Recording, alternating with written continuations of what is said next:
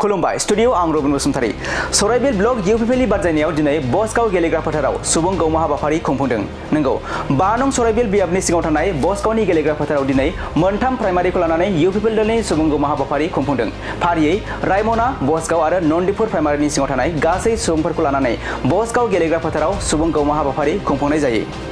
मख'जाथावदि बे हाबाफारियावनो गाहायै बाहागो लायो 5 नं सराइबिल बियाबनि बिजाथि राजुकुमार नार्जारी, मिरु इउपिपिएलनि नेहाथारि समनाथ नार्जारी, बर' सावथुन मुलुगनि फावखुंगुर थाख्लाय नार्जारी, बिबिका बसुमतारी, रिंकुमनि नार्जारी, सिम्पुल ब्रह्म आरो गोबां बर' महरगिरिफ्राबो बे सुबुं गौमा हाबाफारियाव बाहागो लायो।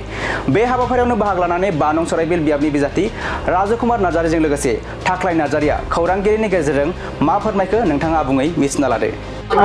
जोङो बे सराइबिल बसगाव बिसिडिसिनि दिनै मोनसे गेदेरथार सुबुंनि मेल लादों। बेवहाय बिसायख'थि फोसावदिं मेल लादों। बेवहाय बे बिसायख'थि फोसावदिं मेलाव दिनैहाय रोजा रोजा रायजोफ्रा बाहागो लाफैदों। जोबोद मोजां मोनदों। एफा सान्दुं एफाबां गरम थेवबो बाव पेन्डेलबो गैया, जेबो गैया। रायजोफ्रा इसिबां जे बहाय धैर्य हमनानै थाफैदों।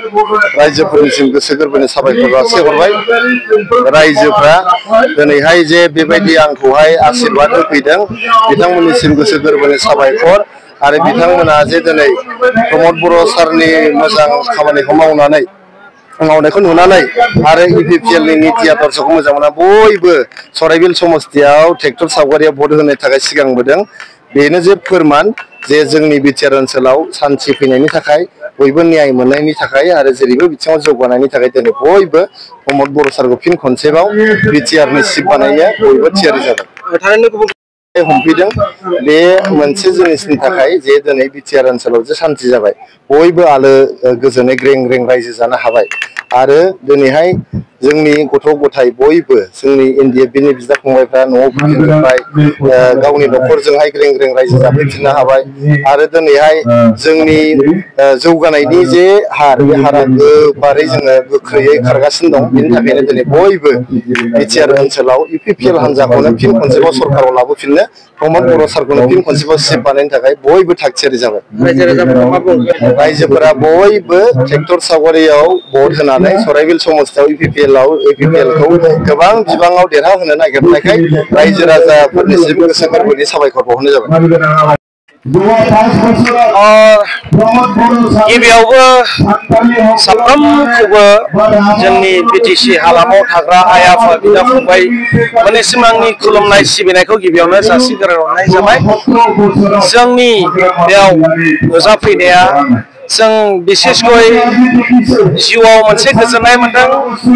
प्रमद सारनि जे जोंनि आर्टिस्टफोरनि फारसे अननाय होनाय, जे जोंनि आर्टिस्टफ्रा आगोलाव जोंहा जेबो मोनामोन, जोङो गावनि फिल्म बानाय, आं सासे प्रडिउसार डाइरेक्टर, आं अब्लाबो दिनै एथ' बोसोर जालांबाय, अब्लाबो दिनैसिम बिटिसिनिफ्राय माब्लाबाबो बे जेसेबांखि बोसोर प्रमद सार गैयि समाव, बे समाव जोङो साफ्रोमबो आर्टिस्टआ एबा सोरबा प्रडिउसारा जोङो फिल्म बानायोब्लाबो जों बिटिसि सरकारनिफ्राय मालाबाबो जोङो बे फिल्म बानायनायनि फैसाखौ जों रिकभार खालामनो हायामोन।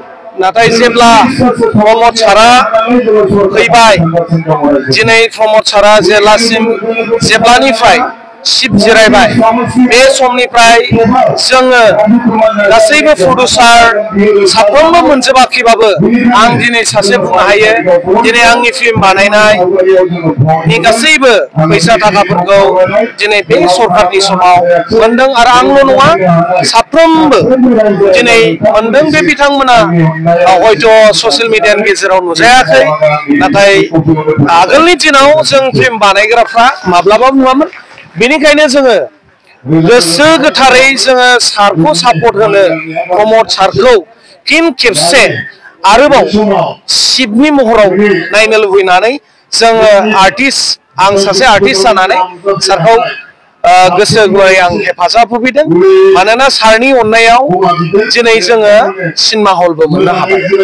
माब्लाबाबो जोंनि बेफोर सिनेमा हलनि थाखाय जोङो जेसेबांखि बोसोर, जों बारा गोलावखौ बुंला, खिन्थु जोङो 10 एबा 12 बोसोरा जोङो नांथाबदोंमोन जोंनि बिसाया अब्लाबो बै समाव आब्बानि समावबो जों नांथाबदोंमोन नाथाय जेला बिसा दाबाय बिसा दानाय समावबो जागोनै दिनै गैया जेब्ला प्रमद सारा सिप जिरायबाय बे समनिफ्राय जेब्ला जोंनि दुखु सुखु आर्टिस्टफोरनि दिनै गांनाय उखैनायखौ एकमात्र प्रमद साराल' बुजिदों बेनिखायनो जों आसा लायो आरो आंबो सासे आर्टिस्ट जानायखाय आं बयखौबो आरज गाबो दिनै सासे बुद्धिजीबी साननो गोरों रायजो राजानि थाखाय गांनाय उखैनाय गासै बिथिंनिफ्राय साननो हनो गोरों सासे दिनै जोंनि प्रमद सारखौ फिन खेबसेबाव मानोना सुबिदाखौ होगोन होननानै आं आसा थियो।